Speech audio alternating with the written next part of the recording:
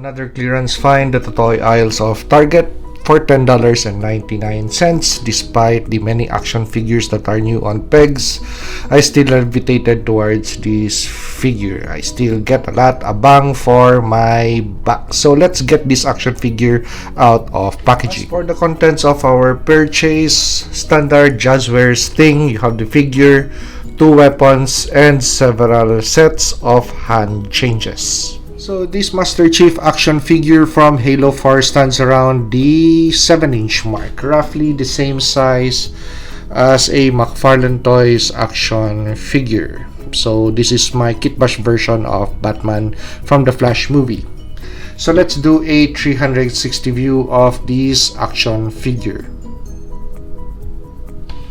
So the last Master Chief action figure that I reviewed in this channel, I was so dissatisfied with it that I quit collecting Halo action figures from Jazwares, or Wicked Cool Toys. And this is the only, once again, pickup that I had, since it was so priced nicely, so irresistible, and plus it's a Halo 4 action figure. The design is really good.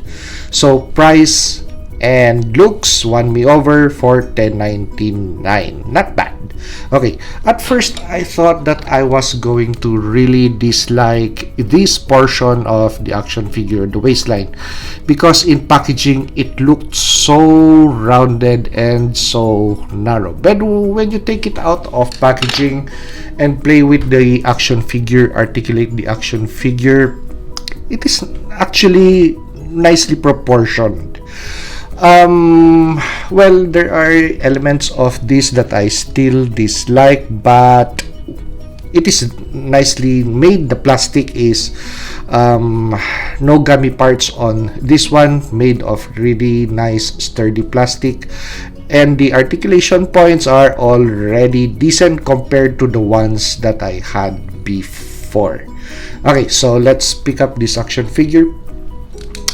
Now let's start with the head unit. So very detailed head, and especially that chrome plate on the visor is going to win you over.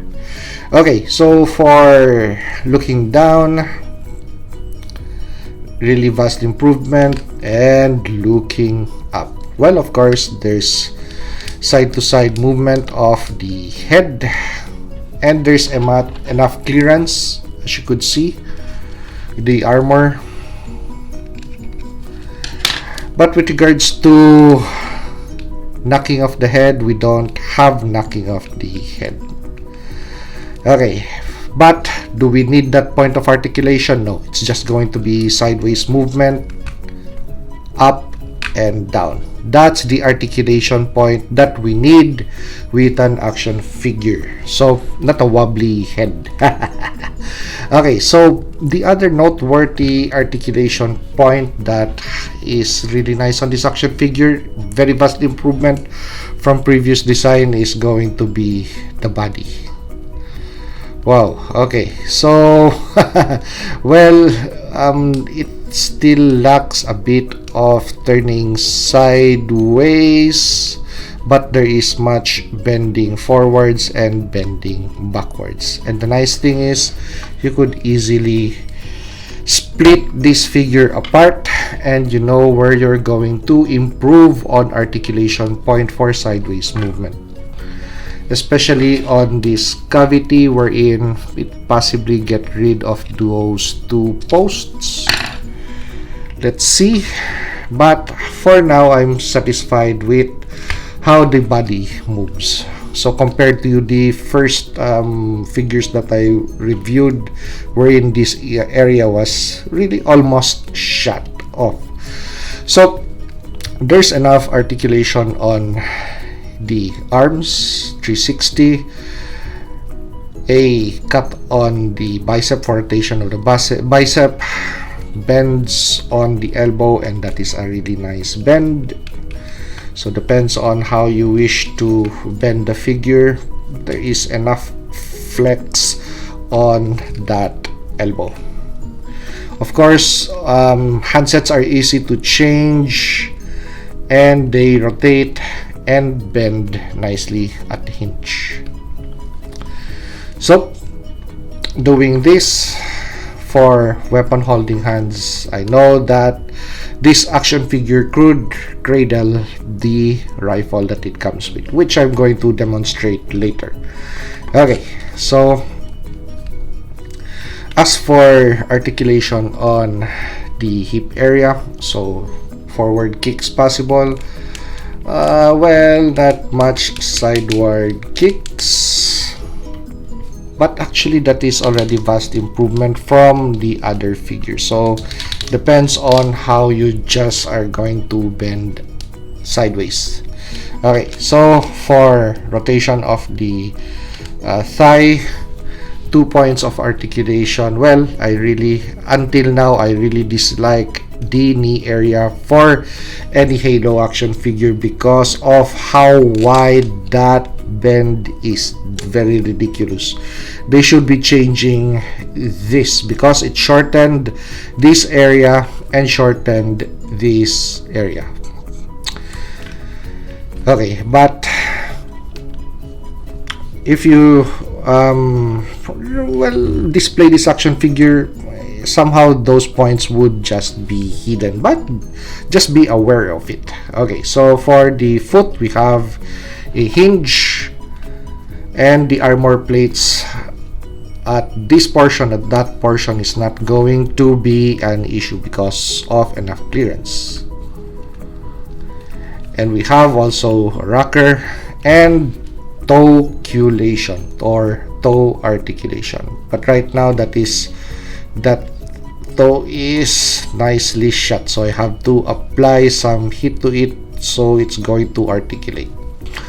Well, we could do that later on. Okay, so let's take in the weapons of this action figure. So here is a look at the railgun,